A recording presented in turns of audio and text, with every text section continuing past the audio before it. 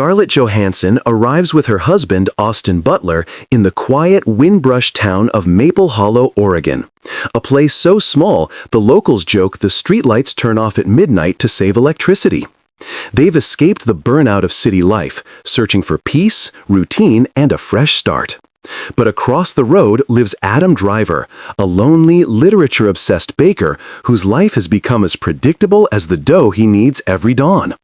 When he watches Scarlett step out of the car for the first time, his quiet world cracks open. She reminds him of a heroine he once loved, on the page, and now, dangerously, in real life.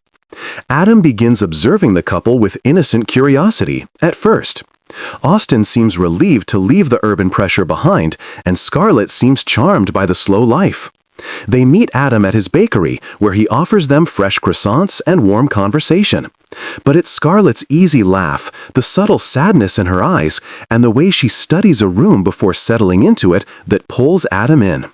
His fascination grows into storytelling inside his mind.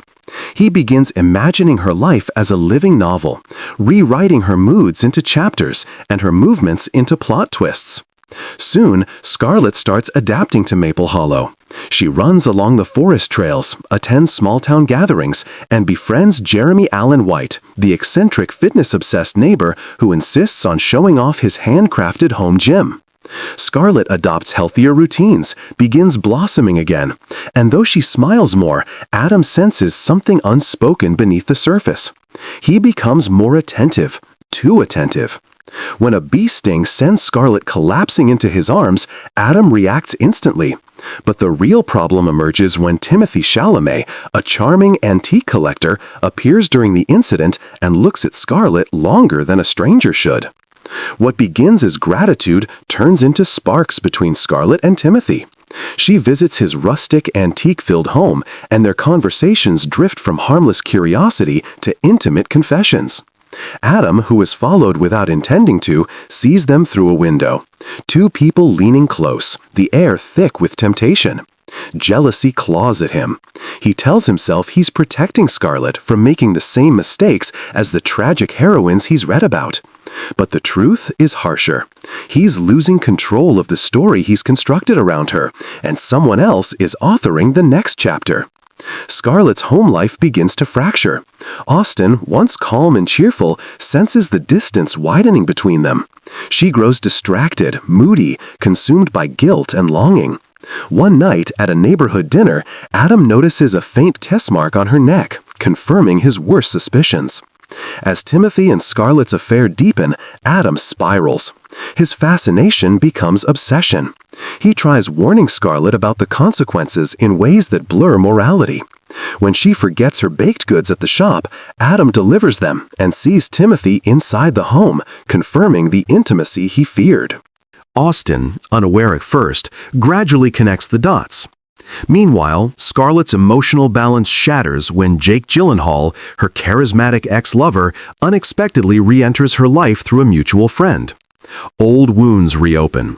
Scarlett panics, trying to outrun the mess she's created, while Adam watches it all like a man witnessing a slow-building storm he can't stop.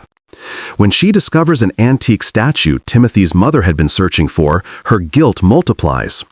Everything feels like it's slipping through her fingers, and the story Adam once romanticized now feels like a tragedy playing out in real time.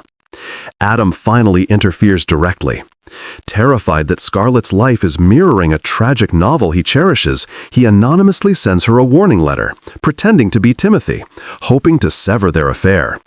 But the plan backfires. Scarlett becomes confused, Austin becomes suspicious, and Timothy is cornered by his disapproving mother, Tilda Swinton, who has always disapproved of his reckless entanglements. Adam feels momentarily victorious when Scarlett returns home early, distraught and uncertain. But relief is fleeting. Austin confronts her indirectly, and Scarlett, overwhelmed, retreats further into emotional chaos. Scarlett eventually confesses her regret to Adam during a fragile moment. She insists she is not doomed to follow the tragic fate he imagines for her. Feeling seen and safe, she impulsively kisses him, a soft, dangerous moment neither can justify. Adam is destroyed by guilt. The next morning, he leaves fresh bread on her doorstep, a silent apology and farewell. But the gesture becomes the final thread in a web of mistakes.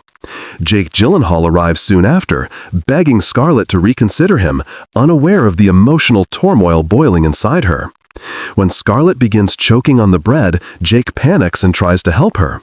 At that moment, Austin arrives and misreads the scene completely, believing Jake is forcing himself on Scarlett. A fight breaks out, violent, unrestrained, and full of all the resentment neither man had voiced.